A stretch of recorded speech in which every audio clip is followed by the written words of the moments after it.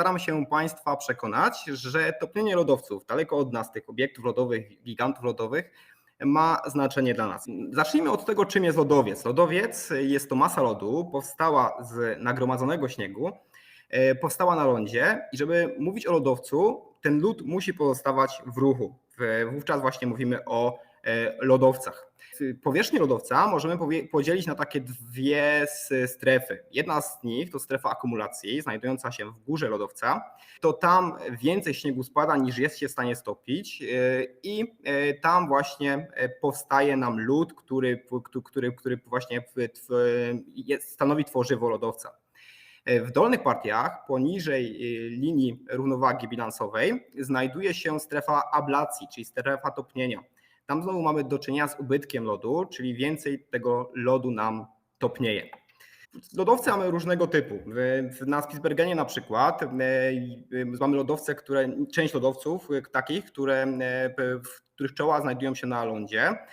I przykładem takiego lodowca jest lodowiec Gęsi, Gasbren, niedaleko polskiej stacji polarnej, po przeciwnej stronie fiordu Horsund. Lodowce takie są z reguły powolniejsze, mają mniej szczelin, a ich czoła są zdecydowanie bardziej wypłaszczone. Dynamika takich lodowców jest mniejsza. Zupełnie inaczej zachowują się lodowce, które uchodzą do zbiorników wodnych. Takim lodowcem jest na przykład lodowiec Speyerbren, które to czoła lodowców mają postać z bardzo stromych i wysokich klifów. Tu zdjęcie tego lodowca nie oddaje tak naprawdę ogromu tego lodu. Ciężko czasami nam sobie wyobrazić, jak duże są lodowce. Na przykład lodowiec Hansa, który znajduje się w pobliżu polskiej stacji polarnej, ma powierzchnię 56 km². Jest to mniej więcej tyle, co miasto Chorzów. Dopiero jeżeli z bliska przyjrzymy się takim lodowcom, no to jesteśmy w stanie sobie wyobrazić, jak duże masy lodu analizujemy. Na przykład lodowiec Hansa, już wspomniany, czoło lodowca, ten klif lodowy ma wysokość 30 metrów, 30 do 40 metrów, z czego musimy sobie uświadamiać, że jeszcze kolejne 90 metrów ściany lodowej znajduje się poniżej poziomu wody, więc łącznie jest to wysokość około 120-130 metrów, czyli mniej więcej tyle, ile ma najwyższy budynek w Katowicach, budynek KTW. Czyli jest to naprawdę ogromna ściana lodu. Dopiero jak w obrębie tego czoła lodowca gdzieś pojawiają się ludzie, to jesteśmy sobie w stanie na podstawie skali wyobrazić właśnie wielkość tych czół. Tutaj na lodowcu Hansa właśnie w czerwonej elipsie zaznaczone osoby stojące nieopodal właśnie klifu lodowego. Tu z kolei na martwym czole, czyli takim czole, które już nie bierze aktywnego, nie podlega aktywnemu ruchowi, stoi fotograf, który fotografuje w oddali właśnie ten aktywny klif lodowca. Tutaj w elipsie znowu mamy z kolei duży ponton, z którego prowadzimy badania, na taki bombard, który ma długość około 4 metrów, w oddaleniu około 200 metrów od ściany lodowej. I też zobaczcie Państwo, że wygląda jak łupinka w porównaniu właśnie z tym dużym lodowcem. Lodowiec Hansa nie jest gigantem, to nie jest jakiś wielki lodowiec w skali nawet Svalbardu, a już te masy lodu robią niesamowite wrażenie. I teraz musimy sobie wyobrazić, że od tych czół lodowców, tych 40-metrowych klifów lodowych, co chwilę dochodzi do procesu cielenia, czyli obłamują się góry lodowe, które z dużym impetem wpadają właśnie nam do morza. Tu jest taki przykład takiego cielenia, zarejestrowane zdjęcie, gdzie widzimy rozbrysk wody gdzieś na dystans około 120 metrów od klifu lodowego, lecą bryły lodu. Po takim cieleniu, po wpadnięciu takiej masy lodu do wody następuje też fala tsunami, która w szybkim tempie oddala się od klifu, więc prowadzenie wszelkich pomiarów w tamtych rejonach w pobliżu klifu zawsze wiąże się z pewnym niebezpieczeństwem i tutaj tak naprawdę nie powinniśmy się zbliżać do klifu na odległość mniejszą niż 200 metrów, wtedy jesteśmy względnie bezpieczni. Lodowce uchodzące do morza cechują się też tym, że ciśnienie hydrostatyczne powoduje, że zmniejsza się tarcie o podłoże. Taki lodowiec w swej strefie czołowej, w przeciwieństwie do takiego lodowca zlokalizowanego na lądzie, którego czoło zlokalizowane jest na lądzie, przyspieszają. One się rozciągają troszeczkę jak harmonika, powstają duże szczeliny, rozpadliska lodowe, gdzie także prowadzimy jako zespół badania. Montujemy tam czujniki. Oczywiście staramy się zaznaczyć lokalizację tych czujników, tylko musimy sobie zdawać sprawę z tego, że ta że ta powierzchnia cały czas podlega ruchowi, tak? Czyli przemieszcza się latem, nawet dochodzi ta prędkość do 2 metrów na dobę, czyli po okresie 2 tygodni czasami kilkanaście metrów przesunięcia mamy w obrębie względem pierwotnej lokalizacji instalacji takiego czujnika. Co wprowadza pewne utrudnienia w naszych badaniach, bo czasami wystarczy się pomylić o taki jeden przesmyk lodowy, no i musimy się wiele kilometrów wycofywać z lodowca, żeby ponownie wchodzić i starać się odszukać tę zainstalowaną aparaturę. Czasami te drogi na skutek ruchu lodowca ulegają zniszczeniu, rozerwaniu, więc tutaj też z takimi sytuacjami mamy do czynienia. Na skutek ocieplania klimatu, podnoszenia się temperatury, ta linia równowagi bilansowej wędruje w górę, czyli zwiększa się powierzchnia strefy ablacji, czyli tej strefy topnienia, kosztem strefy akumulacji, czyli coraz mniejsza jest powierzchnia, która dostarcza nam to tworzywo lodowe, czyli lodowce zaczynają się kurczyć. Po pierwsze obniża się ich powierzchnia, po drugie czoła lodowców, czyli te frontalne części, ulegają wycofywaniu się coraz to wyższe partie. Gdzie obecnie na świecie znajdują się lodowce? To przede wszystkim dwa wielkie lądolody. Lądolód antarktyczny, lądolód grenlandzki oraz szereg lodowców, które tak wspólnie nazywamy czasami lodowcami górskimi. Jest taka kategoria lodowców górskich. To są lodowce archipelagów arktycznych, lodowce Kanady, lodowce Półwyspu Alaskańskiego, lodowce w wysokich górach w Andach, w Azji Centralnej, w Alpach, Kaukazie. Ta ilustracja, którą tu Państwo widzicie, to nie tylko lodowce, ale ogólnie kriosfera. Do kriosfery oprócz lodowców zaliczamy także lód morski. Jest to lód tutaj występujący na Oceanie Arktycznym i morski występujący na Oceanie Antarktycznym. Także zaliczamy permafrost, czyli wieloletnią zmarzlinę, która występuje na północy kontynentów azjatyckiego i północnoamerykańskiego oraz pokrywę śnieżną. Tutaj zasięg tej pokrywy śnieżnej maksymalny znaczony jest zieloną linią. Jeżeli byśmy ulepili sobie takie bryły lodu, takie kulki lodowe z wszystkich lodowców na świecie, to okaże się, że te kulki wcale nie byłyby jakichś pokaźnych rozmiarów. Kulka ulepiona z wszystkich lodowców górskich świata, czyli poza tymi, które stanowią lądolody, jest zaprezentowana tutaj w górze, podpisana Glaciers, miałaby tylko 68 km średnicy. Kulka ulepiona z lądolodu grenlandzkiego miałaby 177 km średnicy. Największa oczywiście byłaby kulka ulepiona z lądolodu antarktycznego, która miałaby rozmiar 372 km średnicy. Ale zobaczcie Państwo, że w porównaniu do świata to nie są jakieś duże masy, to nie są jakieś duże objętości, więc czy to topnienie lodowców w ogóle ma jakiekolwiek znaczenie? Czy topnienie gdzieś daleko od nas mas lodowych, które są zaprezentowane tutaj wielkości, mogą w jakiś sposób nas dotyczyć? Omówię to takich w trzech płaszczyznach. Po pierwsze omówimy sobie lokalne skutki intensywnego topnienia lodowców, później przejdziemy do regionalnych i na końcu porozmawiamy sobie w skali globalnej, jak sytuacja wygląda. Czyli takim pierwszym lokalnym skutkiem topnienia lodowców, gwałtownego topnienia lodowców są powodzie glacialne. Powodzie powstałe na skutek odblokowania mas wody uwięzionej w obrębie lodowca, w jego otoczeniu, bądź też na jego przedpolu.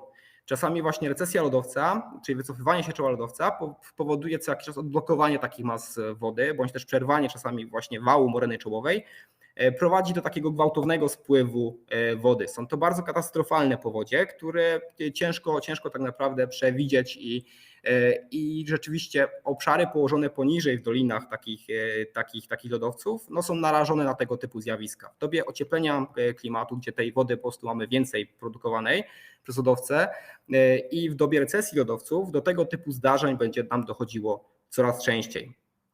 I tutaj ostatnia taka powódź, taka głośna i duża powódź miała miejsce w Indiach w dniach 3-4 października tego roku, gdzie taka masa wody zabierająca ze sobą skały, zabierająca ze sobą różnego rodzaju właśnie okruchy skalne, błoto, uderzyła w miejscowości w Sikimie w Indiach, powodując znaczną ich destrukcję, zniszczenie na dużą skalę. Drugim zjawiskiem, które w ostatnich latach intensywnie obserwujemy, są to lawiny lodowe. W sieci krąży kilka filmików właśnie prezentujących zejście takich lawin. Najgłośniejszej doszło dnia 3 lipca 2022 roku w masywie Marmolady w Dolomitach. Taki popularny szczyt, te trasy narciarskie w okolicach tego szczytu wiodą latem słynne Via Ferraty, te trasy alpejskie właśnie przez ten wierzchołek przeprowadzone. No i na skutek topnienia lodowca od powierzchni woda przedostaje się do podłoża lodowca, tworząc taką płaszczyznę do poślizgu, umożliwiającą szybszy ślizg denny takiego lodowca, przyspieszająca ruch lodowca. Na skutek tego ślizgu powstają szczeliny. Propagacja tych szczelin czasami sięga właśnie dna podłoża takiego lodowca i wówczas, szczególnie w przypadku tak stromo nachylonych lodowców, dochodzi do obrywania mas lodu, które z impetem spadają w dół, czyli takie wielkie masy lodu spadające w dół. No i oczywiście niszczą wszystko na swojej drodze. Też dotykają jakby tylko tych miejscowości, które znajdują się poniżej, bądź też jakby tych okolic znajdujących się bezpośrednio poniżej lodowca, no ale są to katastrofalne w skutkach zjawiska. Do takiego najgłośniejszego, najbardziej tragicznego w skutkach zjawiska doszło w Peru 31 maja 1970 roku, kiedy to w masywie Huascan w Andach peruwiańskich doszło do oberwania właśnie takiej masy lodu na skutek trzęsienia ziemi. Fragment lodu, taki duży fragment lodu oberwał się i spadając zabierał masę błota i spowodował lawinę błotną, która praktycznie w ciągu bardzo krótkiego czasu zalała praktycznie całą miejscowość znajdującą się poniżej. 18 000 osób wówczas straciło życie. Było to jedna z najbardziej katastrofalnych skutkach zjawisk tego typu. Tutaj wizualizacja pokazująca, jaki obszar u podnóża tej góry został objęty właśnie tą lawiną błotną, wywołaną na skutek obrywu lodowca. Może nie do końca stanowi to problem jakiś dla nas, ale do ciekawego zjawiska dojdzie niebawem na Svalbardzie, czyli na wyspie Spitsbergen, gdzie znajduje się polska stacja polarna. I nieopodal tej polskiej stacji polarnej znajduje się fiord Horsund, w którym od lat obserwujemy jakby recesję czuł lodowców. Widzimy tutaj zasięg lodowców w 1899 roku, jaki był, i widzimy obecnie, gdzie znajdują się klify lodowe. Główna oś fiordu wycofała się praktycznie 15 km, czyli wydłużył nam się ten fiord o 15 km. Na zamknięciu tego fiordu znajduje się lodowiec Hornbrenn. Po drugiej stronie tego lodowca znajduje się kolejny lodowiec, nazywa się Hambergbrenn. Nasi badacze z Uniwersytetu Śląskiego przeprowadzali właśnie analizy, jak głęboko położone są podłoża tych lodowców, no i okazuje się, że te podłoża są poniżej poziomu wody. Czyli w momencie, kiedy stopnieją nam te lodowce, dojdzie do otwarcia fiordu, powstanie nam cieśnina, Spitsbergen rozpadnie nam się po prostu na dwie części, powstanie nowa wyspa. Nowa, dość sporych rozmiarów wyspa. Będzie to gratka dla naukowców, ponieważ połączą się dwie różne masy wody i dwa różne ekosystemy, ponieważ po zachodniej stronie dochodzi jeszcze odnoga prądu zachodnio-spitsbergeńskiego, gdzie masy ciepłej wody, to jest przedłużenie systemu Goldstromu, masy ciepłej wody transferowane są właśnie w ten rejon, czyli zupełnie inny ekosystem panuje tutaj po tej stronie właśnie fiordu. Na zewnątrz znowu, po wschodniej stronie mamy prąd wschodnio-spitsbergeński, wtłaczające w zupełnie zdecydowanie zimniejsze masy wody i zupełnie inne organizmy żywe tam funkcjonują, więc na niedługo dojdzie do połączenia tych ekosystemów, co będzie pewnie nie lada gratką dla naukowców prowadzących tam badania. Kiedy to się stanie? No takie symulacje, które prowadzimy, pokazują, że do 2055 roku całkiem prawdopodobne, że ten fiord nam się odkorkuje, czyli generalnie dojdzie do połączenia z wodami po wschodniej stronie. No i ta południowa część, która obecnie stanowi półwysep Sorkap, odłączy się w postaci osobnej wyspy. Przejdźmy teraz do regionalnych skutków intensywnego topnienia lodowców. Do takich regionalnych skutków będziemy zaliczać deficyt wody. Deficyt wody i tutaj może brzmieć to dziwnie w kontekście mojej wcześniejszych wypowiedzi, kiedy mówiłem o powodziach glacialnych i masach wody, które spadają nam na miejscowości. Więc w jaki sposób tu powodzie z jednej strony mogą wiązać się z deficytem wody? Otóż w dłuższej perspektywie będzie stanowiło to problem. Za chwilkę o tym troszeczkę więcej poopowiadam. Jeżeli spojrzymy sobie na proporcje wody słodkiej do słonej, no to tylko 3% wody, która znajduje się na świecie, jest to woda słodka. Jakbyśmy te 3% przyjrzeli się z bliska, w co wchodzi skład tych 3%, to będziemy mieli wody podziemne, to mniej więcej 1/3. Wody powierzchniowe typu rzeki, jeziora to około 1% i aż 68% uwięzionych, zretencjonowanych jest właśnie w lodowcach. Duże obszary na świecie znajdują się w dorzeczu rzek, które czerpią swoje wody właśnie z topniejących lodowców, w których skład wchodzą właśnie topniejące lodowce, które stopniowo jakby topniejąc zapewniają stałą dostawę wody. W momencie, kiedy te lodowce nam stopnieją zupełnie, czyli znikną z tych obszarów, no to będzie duży problem dla mieszkańców tam przebywających, ponieważ na przykład taki Indus, w dorzecze rzeki Indus, w dorzeczu to mieszka 216 milionów mieszkańców, teren Pakistanu. W porze suchej aż 40% wody pochodzi właśnie z topniejących lodowców, więc możemy sobie wyobrazić, co się stanie, jak tych lodowców nam w górach powyżej tego Indusu zabraknie. Rzeki o reżimie glacialnym, częściowo o reżimie glacialnym, które czerpią właśnie wody z topniejących śniegów, lodowców, to m.in. rzeka Jangtzy, rzeka Ganges czy rzeka Brahmaputra. W Europie będą to takie rzeki jak Rodan, jak Ren.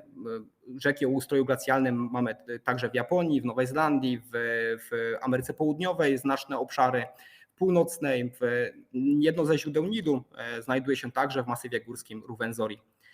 90% wody pitnej w Peru, taka ciekawostka, właśnie pochodzi z topniejących lodowców. Około 1/3 wody pitnej w La Paz, stolicy Boliwii, także pochodzi z topniejących lodowców. Więc wyobraźmy sobie, co się stanie, jak tych lodowców nam zabraknie.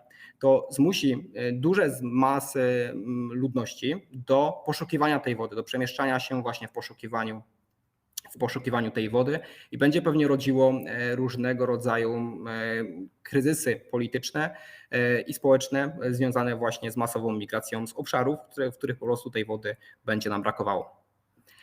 Przejdźmy teraz do ostatniego punktu, do globalnych skutków intensywnego topnienia lodowców. Do takich globalnych skutków, najbardziej nagłaśnianych przez media, bo takich najbardziej działających na wyobraźnię, jest podniesienie się oceanu światowego. Z tym, że jeżeli sobie wyobrazimy, że po stopnieniu wszystkich lodowców ten ocean światowy poziom tego oceanu podniesie się o 66 metrów, to w skład tych 66 metrów 40 centymetrów będziemy mieli z lodowców górskich, ze stopnienia lodowców górskich. Około 7,5 metra będzie ze stopnienia lodu grenlandzkiego i około 58 metrów będzie ze stopnienia lądolodu antarktycznego. Oczywiście oprócz topniejących lodowców na podnoszenie będzie też w skład tego podniesienia się poziomu oceanu światowego. Kolejną składową będzie rozszerzalność termiczna wody, rozszerzalność cieplna wody, gdzie ten poziom nam się podniesie o kolejne metry. Z czym to będzie skutkowało? Jeżeli byśmy sobie podnieśli poziom oceanu światowego właśnie o te 66 metrów, no to zobaczcie, jakie zmiany na mapie świata zajdą. Tak? Zobaczcie, jak znaczne rejony na przykład Syberii zostaną zalane. Zniknie nam półwysep Floryda. Tutaj znaczne zmiany będziemy obserwować też właśnie nawet na archipelagu malajskim i w innych rejonach świata. Przyjrzyjmy się może bliżej teraz Europie.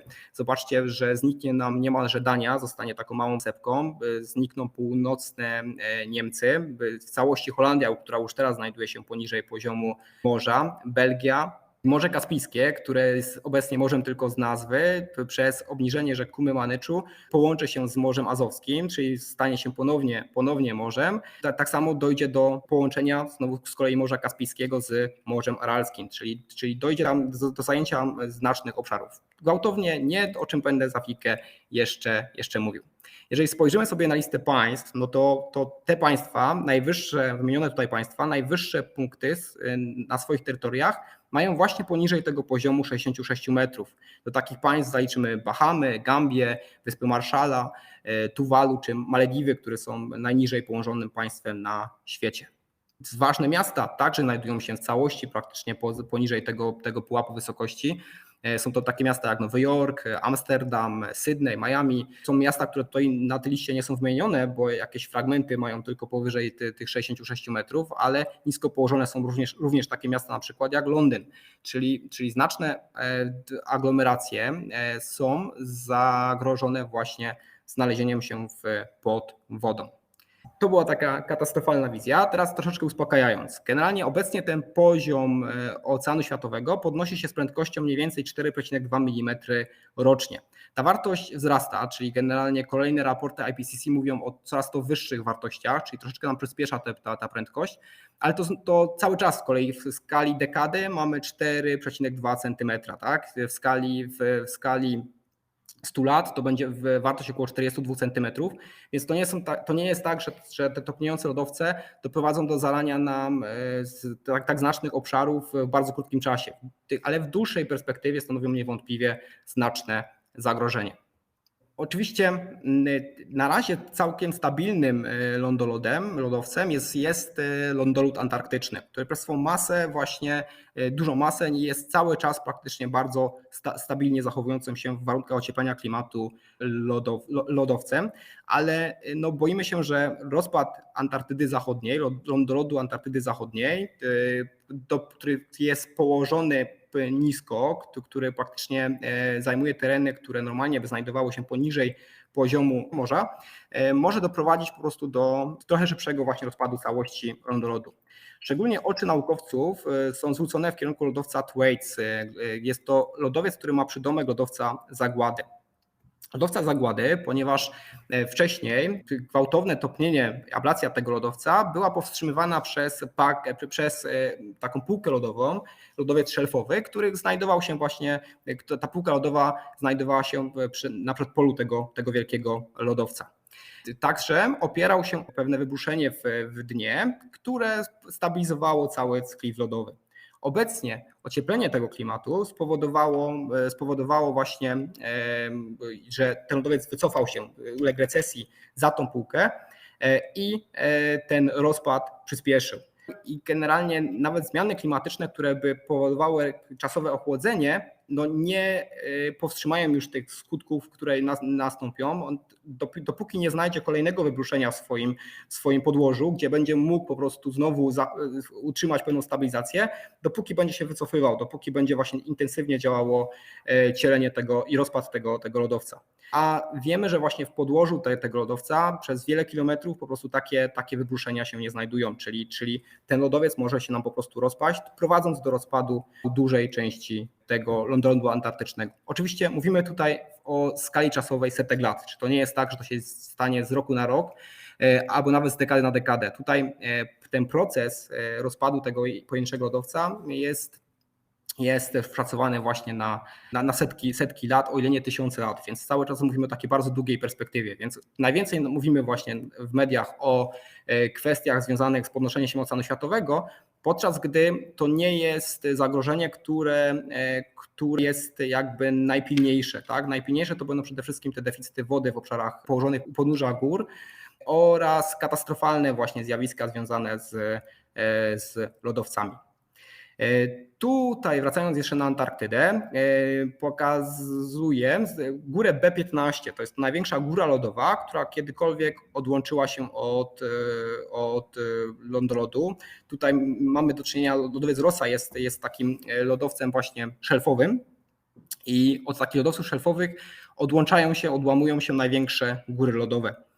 Ta góra miała powierzchnię 11 000 km². Jest to powierzchnia porównywalna z naszym województwem, czyli wyspa lodu wielkości Jamajki, nieuwzględniona na żadnych mapach, pływała sobie jakiś czas po Oceanie Światowym, stopniowo rozpadając się na mniejsze kawałki. Więc jeżeli pomyślimy sobie, że takich gór też będzie nam powstawało coraz więcej na skutek rozpadu tych lodowców szelfowych, to możemy sobie wyobrazić, że właśnie tego typu zjawisk będziemy w przyszłości także obserwować więcej. Oczywiście tego typu zjawiska są bardzo niebezpieczne dla tras żeglugi morskiej.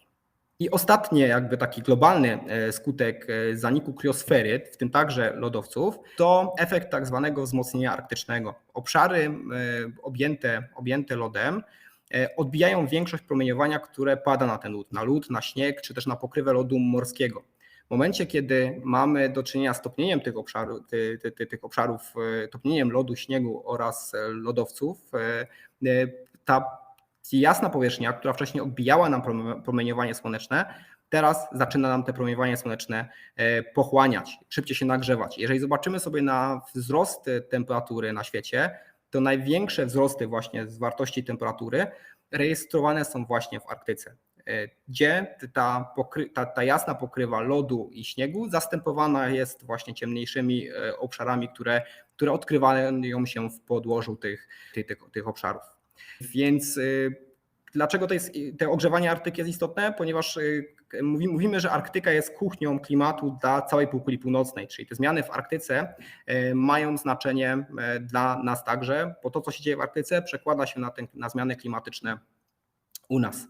I to jest też takie właśnie sprzężenie zwrotne, że zmiany klimatyczne zapoczątkowane przez człowieka, czy które napędzane są przez człowieka, no już w pewnym momencie same się napędzają poprzez właśnie na przykład topnienie kriosfery, czyli tu mamy takie sprzężenie zwrotne, które wzmacnia jeszcze ten efekt początkowy.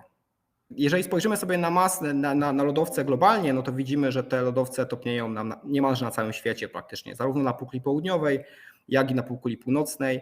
W 50-leciu 1961 do 2016 roku ubyło nam 9625 gigaton lodu i proces ten przyspiesza. To tyle z mojej strony. Bardzo Państwu dziękuję za uwagę.